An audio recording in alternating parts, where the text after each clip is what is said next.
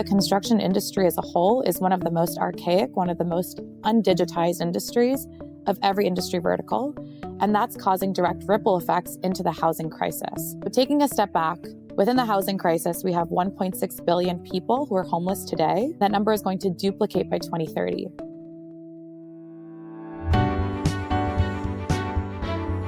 You are listening to The Sure Shot Entrepreneur, a podcast for founders with ambitious ideas. Venture capital investors and other early believers tell you relatable, insightful, and authentic stories to help you realize your vision. Welcome to The Sure Shot Entrepreneur. Today's guest is Julieta Moradei. She's a partner at HomeTeam Ventures. We're going to learn about how HomeTeam invests in startups, what areas she focuses on, and her perspective on venture capital. Julieta, welcome to The Sure Shot Entrepreneur. Thank you. I'm so excited to be here and especially part of all these people that are storytelling and helping founders. I'm looking forward to our conversation. I want to start with you, your story. You grew up all over the world, but your journey started in Buenos Aires, right? Tell us a little more about yourself. Yeah, I'm originally from Buenos Aires. My whole family actually lives there, except my parents and brother. They're in Boston. Both my parents are scientists, so they do cancer research. And for medicinal chemistry, back in the day, you had to really travel to different labs in order to do your PhD or postdoctorate studies. From a very young age, I was on planes moving around all over Spain, all over the UK. And then they ended up doing their postdoc at OSU in Ohio. At the age of 5, I was already living in a dorm with other university students. Every weekend, I was spending it in their labs, getting to play with helium and balloons. Always very immersed in education and science and technology. Then they got the opportunity to have a full-time job and get a visa in Canada. We ended up in Montreal, which is where I primarily grew up. I did elementary and high school there, which was interesting in itself because if anyone's been to Montreal, it's an incredibly international city. There's a lot of first and second generation immigrants. And on top of it, they have a very strict policy or law around the preservation of the French culture and language. My parents came to the US and then to Canada speaking hardly any English. And then I arrive and they put me in English school to later find out that that's illegal. As an immigrant, you have to be in French school. In 3rd grade, I was actually pulled out of English school, put into French school, and had to learn that really quickly. Traveling that much at a young age really immerses you into different cultures, people, languages. We ended up in Boston because during the economic crash, a lot of the pharma companies shut down in Montreal specifically. And there was an emergence of this science hub for pharma in Boston. They both ended up in Boston, and then I quickly followed after. I graduated high school and lived on my own when I was 15, and then went to university at a very young age to Northeastern University. Long story short, from Buenos Aires, grew up all over the place, primarily in Montreal, and then ended up in Boston for college, and then UC Berkeley for grad school. Campus life is fun. I see that you really enjoyed living close to educational institutions because your parents were both researchers. I grew up in a very similar household with academicians at home, tossing around books and papers all the time. I see that you went to Northeastern University. Northeastern has a very unique program that brings a practical aspect to education in addition to the academic side. Was that helpful to you? I honestly could not recommend a co-op program more. If you're trying to pick a university, pick one that has some kind of internship program or co-op specifically. The way that co-ops program works specifically at Northeastern is that your undergraduate degree is actually 5 years instead of 4. The whole idea is that you are learning within the academic bounds, so within classes, but then you're also learning on a job. I studied civil engineering, specialty in structural engineering. In the fall semesters, I would be in classes. And then spring and summer, so January through August, I was interning. I started university at 16 years old. How am I supposed to know what I want to do with my career 10 years, 15 years out from that age? What I was able to really do is within structural engineering, think of different kinds of internships that I was interested in that are very different from each other and understand what I like and what I don't like. That's so important to do before you graduate because then you go into your actual career professionally and you have a way better idea of what does not speak to you and what does. And on top of that, you graduate with 2 years of experience. I don't know what percent, but I believe it's over 95% of students at Northeastern already have a job offer when they're graduating. That's massive for people. And it allows you to also explore. I mean, when in life are you on a college campus surrounded by people of different ages and religion and culture? And you could explore different career paths depending on what you're studying. It was exactly what I needed at that time. At Sure Ventures, my venture capital firm, I've had many interns from Northeastern University, and it's a great joy to have fresh thinking, giving them the opportunity to experience venture capital. That's actually how I got into venture capital when I was an intern at a VC firm. So it's great that the school offers programs like that. So when you graduate, you actually have experience and you're not just a book nerd. You can actually add value in an organization. How did you enter venture capital? What attracted you to venture capital? That's a pretty loaded question for me because it was incredibly serendipitous. Just to give you context, I did my undergrad and grad in structural engineering and architecture.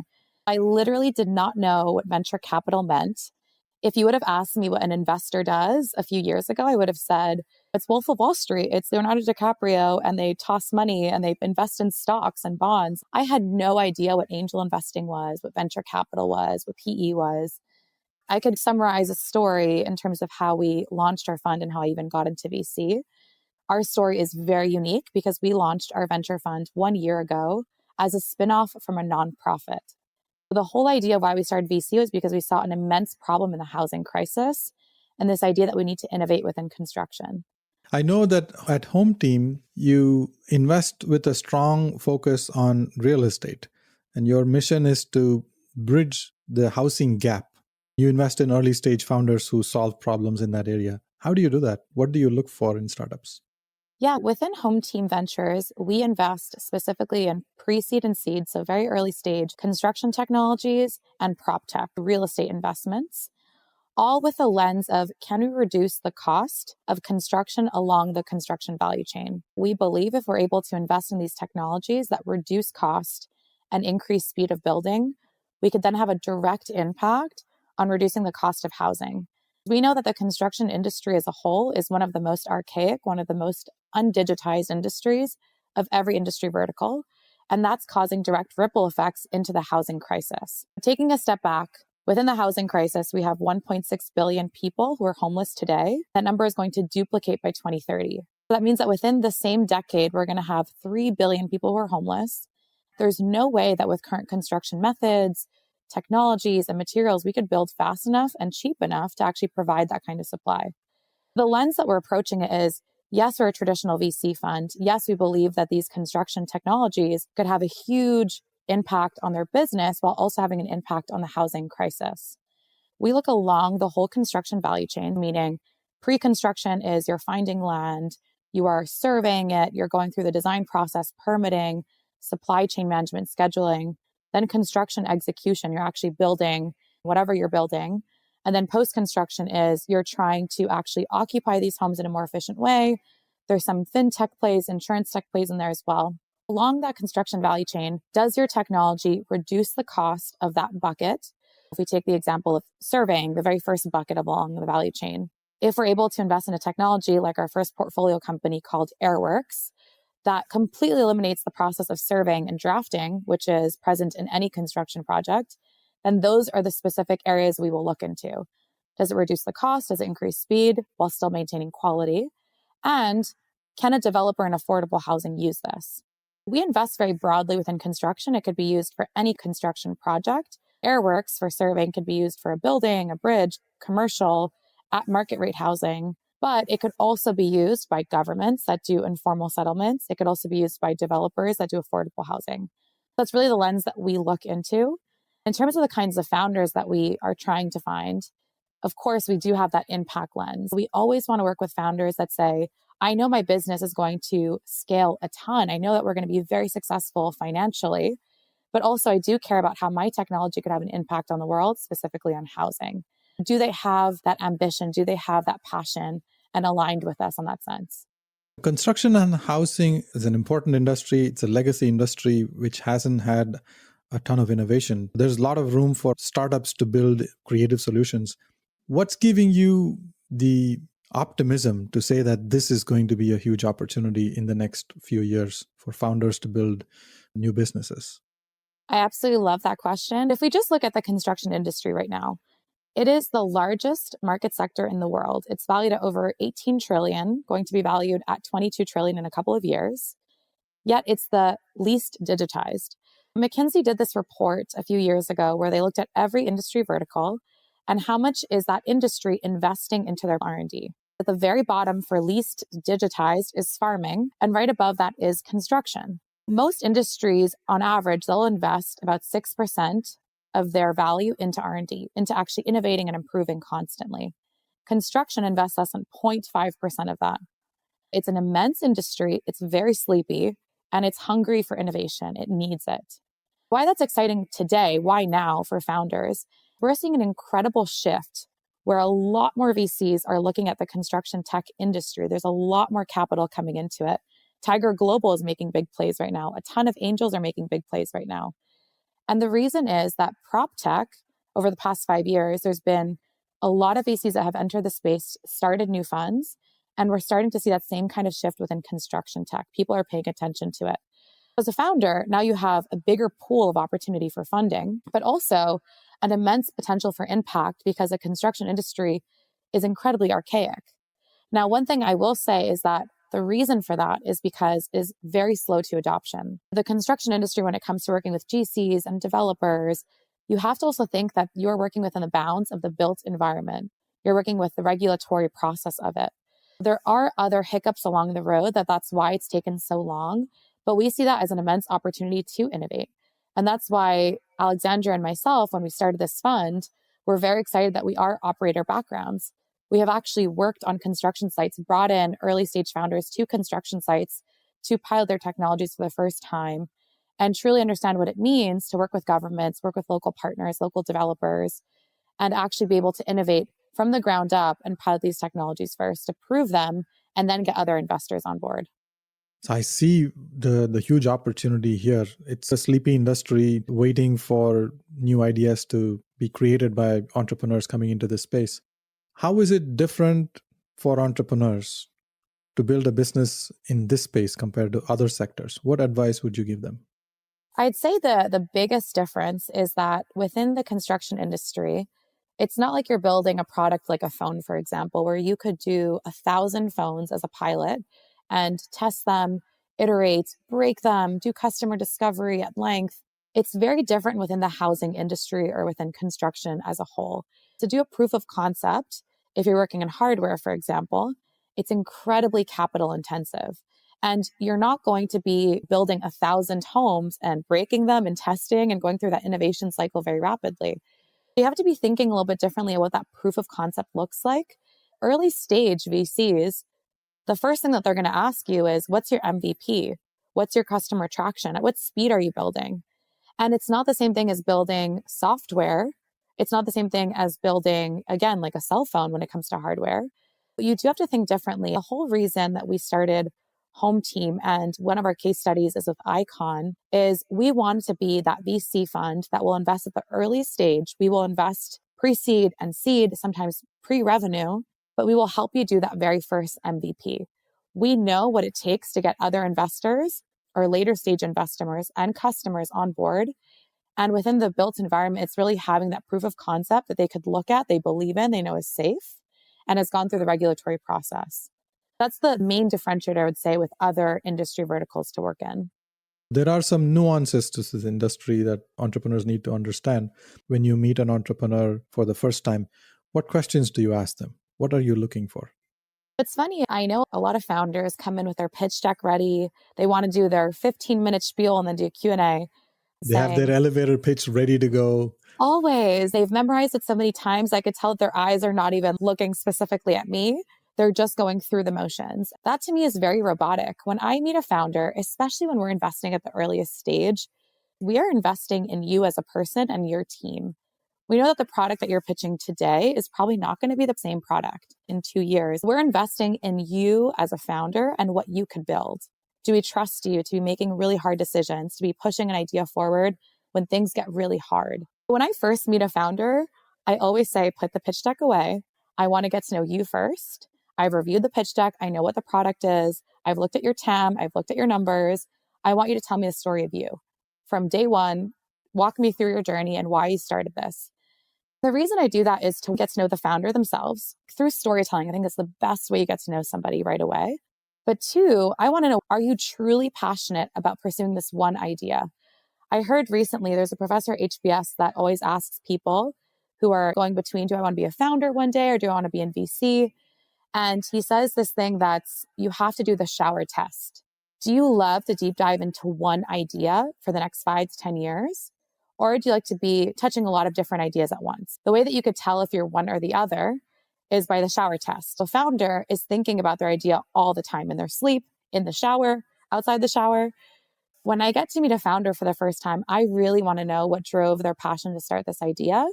Would they pass the shower test? In 2 years, are you still going to be driving this idea forward with every single ounce of passion you have? This is fascinating. You look for the story in the entrepreneur. You want to get to know their personality. There are so many founders who are coached to tell the story so well and arrive well rehearsed with their stories. We don't get to see their personality. It's good to get out of that slide deck mode and sit down with them to ask about their life. What's the genesis of the story? How did they decide that they should start this company? How did they meet their co-founders? Those stories are very, very interesting. And also how they're doing, because when you invest in a founder as a VC, a big part of your job, on top of you doing portfolio value add and supporting them to get customer traction, other investors, marketing, recruiting, all that stuff that a typical VC does, a big part of your job is to be their therapist. At the end of the day, a founder needs to be on their A game. They need to be feeling their best selves, to be actually pursuing their idea at the highest capacity. I need to like to work with you. This is a full relationship that we're about to onboard if I actually invest in you. It's all about that personality that I want to see shine. And I don't want it to be rehearsed. I want to be able to hear your story, ask you questions that you don't typically get to see how you are in your toes. That first founders meeting for me is always that. I want to get to know you. And if you pass that test that first time, that's when we get into diligence and really get to understand your business and how you're thinking. What happens next? The next step is really when we onboard onto technical diligence. After that first founders call, we have a cohort of research fellows. Right now, we have a cohort of 18 research fellows. Every 6 months, we go through a new cohort. A lot of them stay on for the next one. And that's a combination of grad students that are in architecture, engineering, construction, or VC and PE, but are interested in the impact side of things. And we'll go through their full deck. We'll go through all of their materials, their data room if they've shared that, and really understand on a technical perspective, what problem are they trying to solve? And is their solution the highest leverage solution? After that, we go through a series of knockout criteria that we specifically at HomeTeam look at, specifically on the investment side. Does it make sense with how much we would be investing in, what their raise is today, what their valuation is today, other investors on board? We look deeply at competitive analysis. We'll start actually contacting potential customers. Before we even ask them for references, we'll contact people who could be their potential customers and people who are either RLPs or advisors to get their thoughts specifically on the problem and solution. Once we go over that technical side, the technical diligence, we will have another founders call where I'll also bring Alexandria, my co-founder. The two of us will actually interview more specifically on the founder diligence and the team, and then more questions related to the technical problem, but also the business strategy. Their go-to-market strategy, how they're thinking about customers, how they're thinking about scaling the company the next year, the next 2 years, going through their sprints. It's very dependent on what actually they're producing, if it's software, hardware, material science. After that second founders call, that's when we'll actually dive into deeper diligence. We'll start contacting references, other investors that invested in them or not, customers that they connect us to, other customers that we think could be potential customers, RLPs, our advisors again. And that usually takes another couple of weeks, where sometimes we will have third, fourth, fifth meetings with the founders, as well as other teammates. That's really when we will come up with our final decision based on all the information we've acquired. Another big thing that founders should always know is that VCs do co-diligence together. Maybe you don't know it, but other VCs that are interviewing you today are talking to other VCs in the space. Especially within construction tech and prop tech, a lot of VCs have relationships with each other, and we're sharing notes. Something that you should always know is that these VCs are talking behind the curtains to each other. Alexandria now, we have operator backgrounds. We've been on construction sites. We really understand the pain points and what the technology takes to solve them. We always bring that perspective. We also bring the perspective of working with governments and doing proof of concept projects, what it takes to do that. Other VCs might have a specialty in insurance tech like yourself or in fintech. They will bring in a different perspective. The reason that we're talking behind the curtains is not so much to gossip about the founders, but really to understand based on our expertise, would we invest and why? We're all sharing notes. I say that so founders know that as you're talking to different VCs, you should really be treating everyone in a good way and know they're talking to each other. Reputation is everything within VC. You want to make sure that you are professional and talking well with different VCs because they're talking to each other. That's right. When a round comes together, it's rarely one VC investing all of the money. There's usually at least 2 or 3 investors coming together in that round, sometimes more. So it's important for those VCs to be aligned with the vision of the company. It's actually great to be able to collaborate with a select few investors who believe in the same ideas and have the same values. One of my favorite things about our industry in construction tech is that we're so new in the space. There's such few VCs in the US specifically that only focus on construction tech that everyone's friendly in the sandbox. We're all sharing deal flow. It's very collaborative. I absolutely love being in the space as a VC. For founders, another tip that I'm thinking through is a lot of VCs are doing diligence at the same time. Make it easy for them to go through your materials. One of my favorite founders that I was doing diligence on, he made a data room that was spectacular. It was so organized. He had all of his references in one folder. Another folder had the materials that we typically look at, the pitch deck and the demo, and then another folder with frequently asked questions. But he knew the game. He knew that all VCs were going to be looking at this one data room. Make it easy for the VCs to go through your materials. A lot of this takes time. What is your process? Can you give an example of one of your investments? How long did it take from the first meeting to the point where you said, I want to invest in this company? Yeah, so it's really dependent. Every VC is going to tell you, we do this in 2 to 4 weeks, and that's our goal. Of course, it would be our absolute dream to be able to say we do diligence in just 2 weeks for every single founder. But it depends so heavily on the relationship at the early stage, how well you know the founder and their technology, and how familiar you are with the space. For example, we were recently doing diligence on a founder that is very focused on the deposit space. When you're renting, you always have to put down a deposit. And that's an area that we just don't have a lot of information on because that's not our expertise. That diligence just inherently takes more time because we want to become pseudo experts in the space by talking to other VCs, other real estate folks, other LPs who are experts in the space and collecting their thoughts. I'll give an example of a recent investment we made that the whole diligence process took less than 2 weeks. That would be a short time frame. And then another example that the whole process took probably 2 to 3 months. That would be our longest time frame and not ideal, of course, for the founder. The first example of a very short diligence process was we met a founder that came out of another company, so a spinoff from another very large company, and a brilliant, brilliant founder, one of the biggest experts in our space. And we knew that he understood the space very well. He had a high, high reputation. Off the bat, we're already coming into it knowing that he knows what he's doing. His solution to the big problem is probably a correct idea. But what really accelerated the process with him was that one of our research fellows worked for him. We got direct insight into how he is as a manager, as a leader, as an expert. We were really able to dig in quickly into him as a founder, the team itself, and all their materials. We were able to ask a lot of questions fast. And again, they were very organized with us. They made it easy for us. They said, we know as a VC, you're probably going to do reference checks. Here's a list of different references that we could give you. Here is a document with frequently asked questions from other VCs. That's how we were able to accelerate the whole process. So this is a company called Parspec, and they're focusing on the supply chain process. That's one of the biggest issues in construction right now. Another example is the very first investment we made in Airworks. They do drone mapping for surveying. They're doing the whole process with a drone, LiDAR scanning, and then computer vision and machine learning to output topographic mapping. With them, the reason it took about 2 to 3 months was because we actually knew the founders through MIT Design X, which is a program at MIT. It's almost like an accelerator program. And I'm a mentor for them. And so I met them through that program, and we were just launching HomeTeam. We were doing diligence while also creating our very first deck to pitch to LPs. Why it took longer for them was because we had to actually close our first round. Something a lot of founders don't understand is that VCs are constantly fundraising. We are investing, we're deploying capital, but we're also on our end fundraising. We understand your pain points of fundraising. Our investments and the timeline of our investments are also dependent on our fundraising cycles and if we're closing a round. So with Airworks, they had to keep their round open for us so we could do our first close and then invest in them. It's always really good for founders to ask VCs about their timeline transparently and also understand and be empathetic towards their fundraising goals. That's an important thing. Most entrepreneurs don't think about the other side of the story, where money comes from and whether the VCs are ready, how much they might invest, and are they ready with a certain timeline that the startup is operating with. A lot of your conversations, especially the first meeting, doesn't result in a follow-up meeting. You have to say no. What are the most common reasons for you to say, I don't want to invest in this company?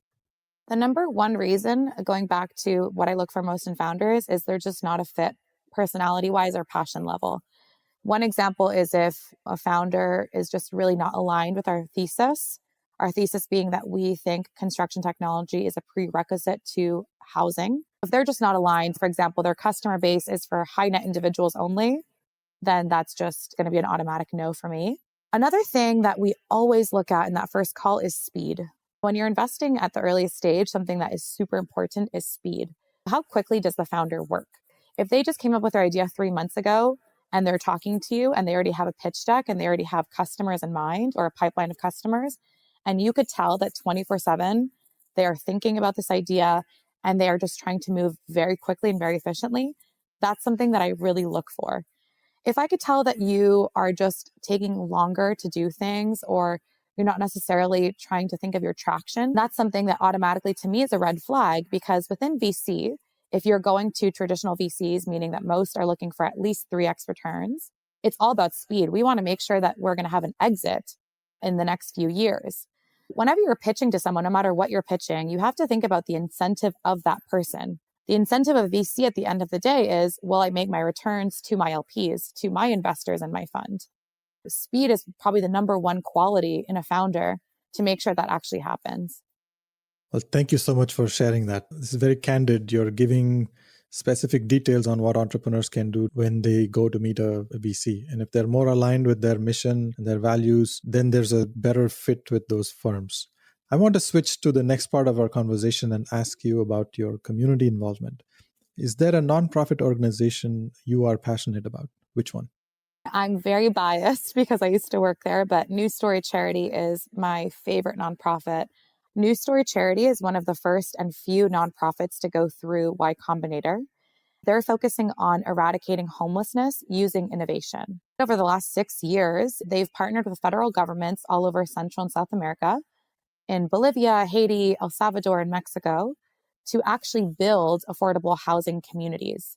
They've built about 25 of these housing communities. They're en route to build for 1 million people by 2030 in Mexico specifically. By building these communities with governments at a municipal, state, federal level, they could truly understand by walking the walk themselves, what are the biggest barriers in housing and what are technologies we could bring in to solve these barriers. I came on to the New Story team full time to launch an R&D program. The idea being that there's a lot of innovation out there already. We don't need to start from scratch as a team. Can we convince these early stage founders to partner with New Story and pilot their technologies for the very first time in our housing communities so that, one, we could actually direct these founders at the earliest stage to work in the impact space, but two, help them scale their business because now they have a proof of concept that they've deployed in a lower barrier area, let's say rural Mexico. Then they could actually have this MVP that they could showcase to investors and to customers. An example was when we actually invested as a nonprofit into Icon. Icon is now the leader in 3D printing. Back when we met the founders, they had half of a printer in their backyard, and they said that they believed that they could build a house in 12 hours with a 3D printer. And they wanted to 3D print the very first house in history. We said, we would love to partner with you. How can we help? How can we bring you down to Mexico, for example, and build that first community? They said to do that, we need capital. And so we had to convince our nonprofit board to allow us to actually write the very first outside check into Icon. We were then able to permit the first 3D printed home in history in Austin, Texas, then brought the printer down to Mexico, where we built an entire community of homes, again, for the first time in history. And what I love about this example is that we did this for the homeless. We did this for communities that are living with less than $3 a day. And what happened afterwards was absolutely incredible. Apple TV did a documentary. It's in a docuseries called Home, and we're in episode 9, the season finale, called Mexico, really walking through the journey of how did a small startup and a small nonprofit build the first 3D printed home in history and community. And who are we serving? Who are the end users? It's just a beautiful story. Icon just closed their Series B at a huge valuation. They're doing very well in a business perspective while also driving massive impact in housing. This was truly our case study, what we did with Icon and truly pursuing this double bottom line approach that launched the idea of HomeTeam Ventures. We said, we have about 50 R&D partners spanning all academia, industries, early stage founders. And their number one request is they're early stage and they need capital to actually scale. We did it with this Icon. Can we do this with other founders? Can we scale this idea of investing in innovation first for impact? So we put a pitch deck together of a fundraising arm for R&D, which very quickly became the idea of HomeTeam Ventures. 1 year ago is when we actually launched this idea.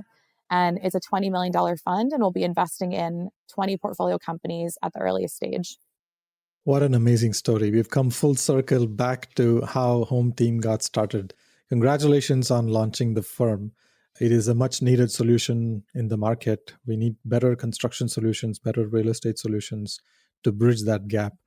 Good luck in finding the best entrepreneurs to invest in. I hope we find opportunities to collaborate as well. Thank you so much for sharing candid stories and real life examples based on your investments. Thank you so much for having me and for creating this podcast. It's absolutely incredible to be helping underrepresented founders in the space. Thank you for listening to The Sure Shot Entrepreneur. I hope you enjoyed listening to real life stories about early believers supporting ambitious entrepreneurs. Please subscribe to the podcast and post a review. Your comments will help other entrepreneurs find this podcast. I look forward to catching you at the next episode.